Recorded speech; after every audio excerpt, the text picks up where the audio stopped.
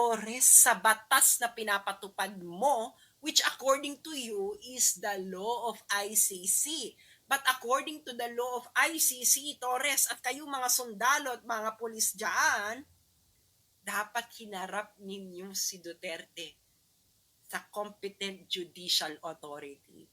Pero ang ginawa ninyo, inilagak nyo siya sa Villamor Air Base.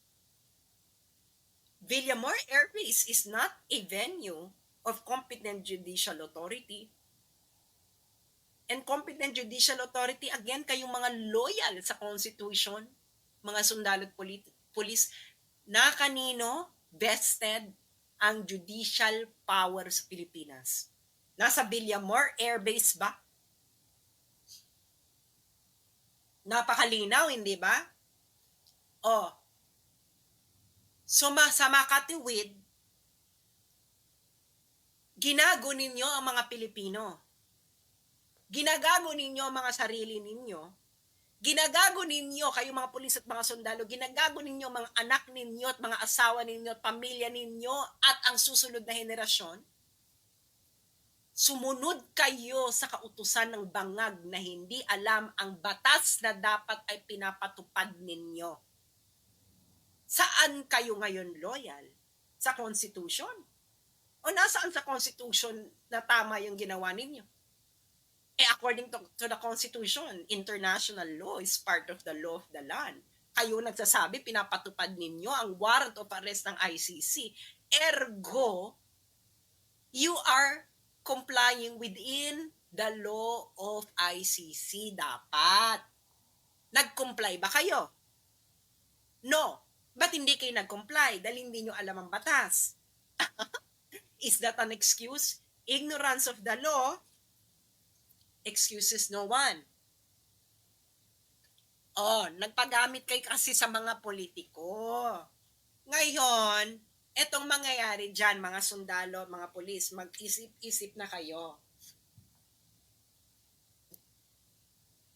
The first defense of Duterte is the violation of Article 59.2. ICC ngayon ay mapupunta sa hotspot kasi malinaw na malinaw. Hindi hinarap si Duterte sa harapan ng competent judicial authority ng Pilipinas.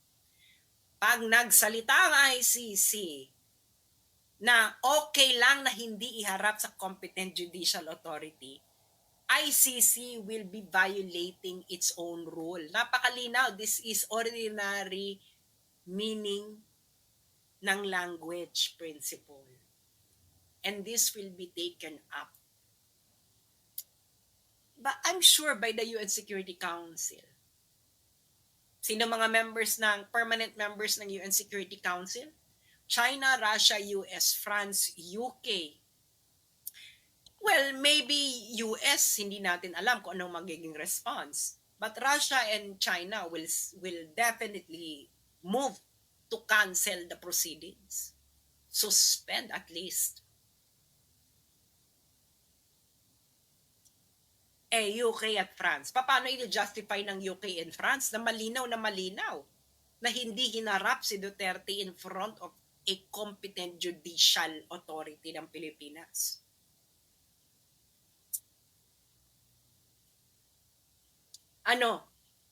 Sige nga, anong legal calisthenics ang gagawin ninyo? Article 59.2, pagka-aresto, dapat ihaharap sa competent judicial authority. Hinarap nyo ba sa competent judicial authority ng Pilipinas? No.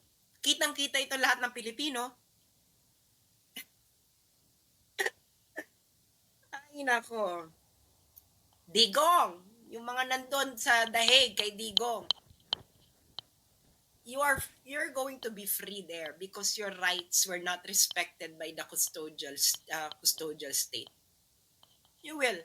When you come back to the Philippines, take maybe airline associated with Russia or with China. Tapos dumuan ka dun sa safe na ruta.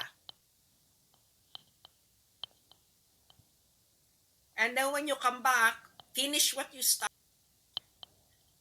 Yung mga sundalo dyan at mga pulis, anong batas ang sinunod ninyo? Paki-justify sa Pilipino. According to the ICC Statute, Article 59.2, pagka-aresto, iaharap nyo dapat sa competent judicial authority yung inaresto ninyo. Ginawa nyo ba? Bakit hindi nyo ginawa? Walang nag-inform sa inyo. Aba, ignorance of the law doesn't excuse anyone. You are not operating under any law when you arrested Digong, dinala mo siya sa Villamor Air Base, at isinakay mo siya sa eroplano. Titingnan yung warrant, titingnan yung procedures in accordance with the law ng Pilipinas kung nag-comply.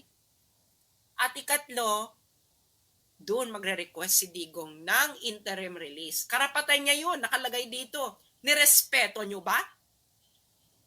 Kayong mga sundalo at mga pulis, sinong nag-utos sa inyo para labagin mismo ang batas ng ICC?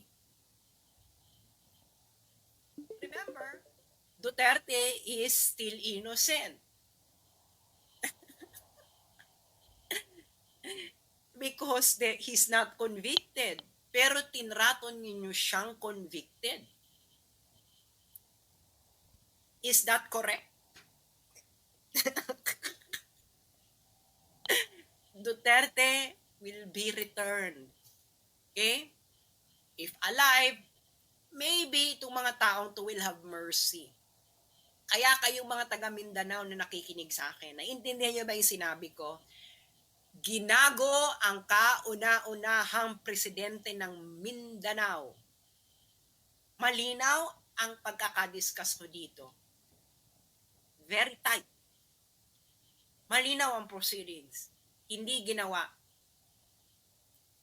You all have the right to be angry because everything that happened is a fruit of a poisonous tree. Everything that happened has no legitimacy. Ergo. Diba? Tama? Yung mga dyan, law professors. If something